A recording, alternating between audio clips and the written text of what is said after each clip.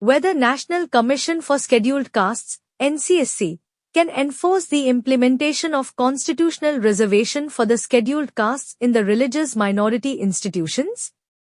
Examine. 150 words, 10 marks. Introduction. The National Commission for Scheduled Castes, NCSC, is a constitutional body in India created to protect the rights of scheduled castes, SCs. It monitors reservation policies and addresses complaints of discrimination against SCs. Body.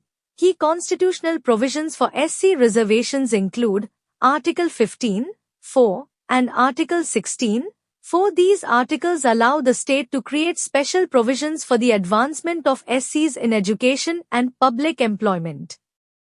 However, the implementation of these reservations in religious minority institutions is governed by Article 30.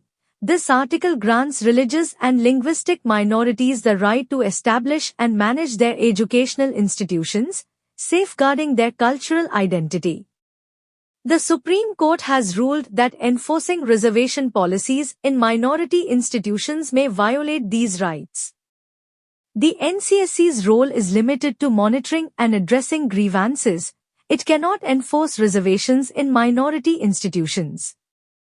The Indian Parliament has the authority to legislate on reservations, as seen in the Central Educational Institutions Reservation in Admission Act, 2006, which mandated a 27% reservation for other backward classes, OBCs, but exempted minority institutions under Article 30.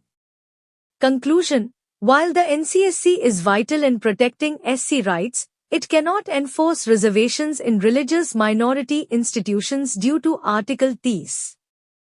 Balancing the rights of minorities and ensuring equal opportunities for SCs is a complex challenge that requires a careful approach to uphold social justice and inclusion for all.